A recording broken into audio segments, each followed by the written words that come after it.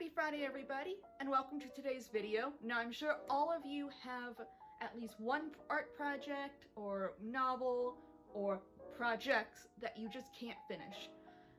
They have been on your desk or in your sketchbook or in a half-finished file on your computer, and you just can't bring yourself to finish it. Well, don't worry, because today I'm going to teach you seven ways to finish your projects. And while I explain, you're gonna watch me actually finish a project. This painting has been sitting on my desk for 3, maybe 4 months, and you're gonna watch me finally finish it. And with that, let's go. Hi, this is VoiceOver Tony. Now, before we get started, let me talk about this painting a bit. The original idea was just sun and moon, and you can tell that I didn't think too hard or long on this piece because the composition is lacking and I didn't pick my colors ahead of time. I drew this pattern for the Moon Woman's dress, and I realized that was too eye-catching. You know, it really drew the eye, but I didn't want to draw her eyes to her dress. So I will eventually go over it in increasingly darker colors until I get one that I like. I'm also not an expert painter. I deal with a lot of mixed media work, and usually it's more digital media mixed with markers, paper mache, and all that. But I am slowly learning how to paint, and this was a painting that was meant to help me, hone my skills, and I do like some things about this painting. The hair on the Sun Woman I love it, I love the texture, and eventually, once I get done with the Moon Woman's hair and her dress, I will love those too. It's all finished, and you'll see it in the video, and I do like those. I also do love the contrast between the sun and the moon. I wish I could have made more pastels. But on to how to finish your projects. Tip number 1, if you have ADHD, you probably heard this tip 1,000 times, but for those who don't have ADHD, tip number 1 is to just force yourself. This is not easy. It's not supposed to be easy. This isn't some magic, I'll just force myself to do the work and it'll be done. No, forcing yourself to finish a work is a skill. It's a skill everybody has. There is that essay you have to do the night before, and you get it all done in one night. That is forcing yourself. Now this tip is forcing yourself without any deadline. Just sit in a room and finish your project. That can be an empty room, that can be at a cafe, anywhere where you know you're not going to get easily distracted. You're just going to sit down and finish it. If you can improve this skill, you will get a lot more projects done. My second tip, break down the project into steps. So my goal is to try to post a video on YouTube every Friday. So let's break that down into steps. Instead of post an entire video, how about it's Monday I write the script, Tuesday I get my camera set up, Wednesday I have footage, Thursday I edit. And that can be broken down into smaller steps. Get the first draft of the script done, edit the script, make sure the camera's in focus, take some test footage, add voiceover, find graphics. Break it down into smaller steps. For painting, get the paint out, choose the colors, sketch out compositions and thumbnails. Break it down to smaller steps because nothing gets the dopamine in your brain going like getting stuff crossed off on your to-do list. So seeing all those little X's of you got these smaller steps done will motivate you to get the bigger steps done. My third tip is to work with a friend. It can be over Discord or IRL. Whether it be over Discord or IRL, just having another person there can sometimes motivate you to get the job done. Now, you can ask someone to also help you with the project.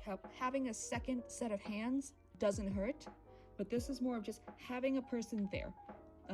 Some people do really well in study groups, but just having someone there, they could be knitting, painting, working on their own project, and just having them there will help you increase yours. This is why every art studio class you take in college will have everybody shoved into one room. Whereas humans are very social creatures, and just having someone there working will motivate you to work. And this could be over Discord. I've had Discord days where we've all just got on and we're just dead silent over voice chat as we all stream each other drawing. You'll find while doing this that working in the same room as someone will create this sort of motivating an collaborative environment, they might, look over your shoulder and suggest something you missed or suggest some cool idea. And it's very, very, very beneficial. I would suggest everybody to at least once find a friend that you can work in the same room with.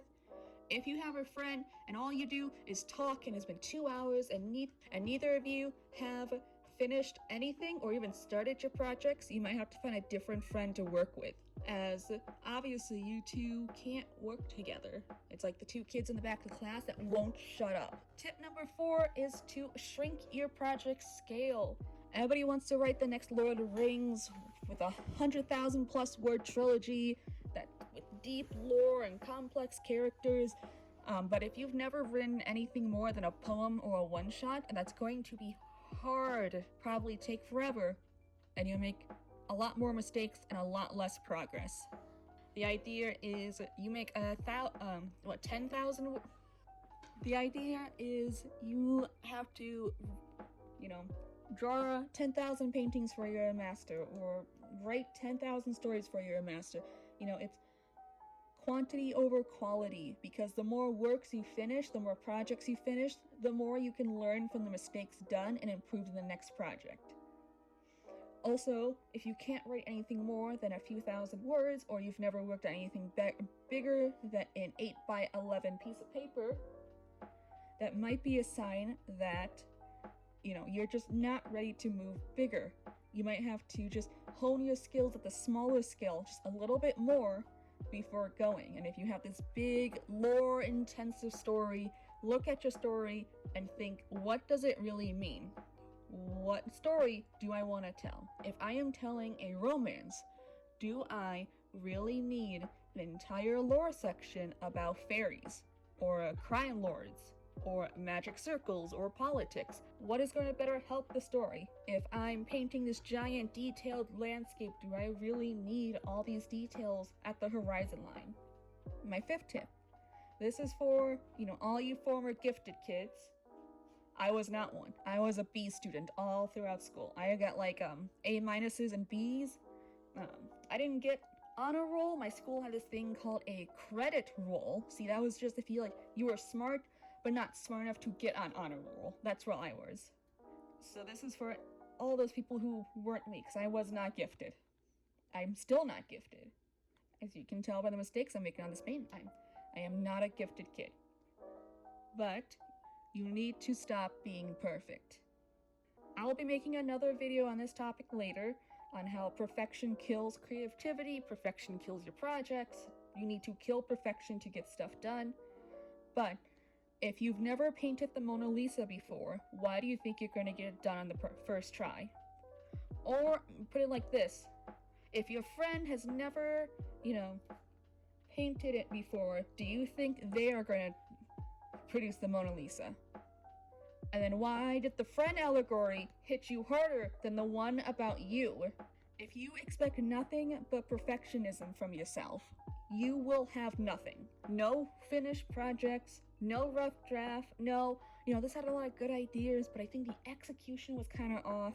You will have nothing because you spent years upon years rewriting, redoing, reimagining, fixing, whatever you want to call it, this one idea, because it needs to be perfect. So you have this idea that you're perfect. Or even if you don't think you're perfect, you think everything that you produce has to be perfect. And I'm telling you, this is a toxic idea. You need to kill the idea of perfection, because nothing is perfect. An imperfect being cannot birth perfection. On that sour note, tip number 6 is to stop redoing your projects. I mentioned this in some of the other tips, but stop redoing your projects. You are, over and over again redoing that first chapter, or you are starting that webtoon or webcomic up and you do the first couple pages and then you're like, oh, I don't like how this looks. So you throw it away, make a new file, start again, and then you keep repeating this process over and over. Stop. I see you doing it. Stop. You need to move on. You need to get the first chapter done. You need to get the rough draft done. You need to get the thumbnails done. You need to get that. You just need to get the beginning steps done and finalized and move on. Okay? You might not like what you've made, but you need to move on, because once you have the project fully done, you know, it might be in a rough draft, you can go back and redo those first pages when it's done, when you've reached the ending. But redoing at the beginning will get you nowhere. You'll end up with nothing. And who knows, maybe after all you're done, you'll see, you know, your art evolve from chapter 1 to chapter 40. And you might like how the first chapters turned out. And who knows, by the time you get to chapter 40 or 50, you might like how the first chapter actually turned out. Or you might like how it reflects how much your art style has evolved or your writing style has evolved.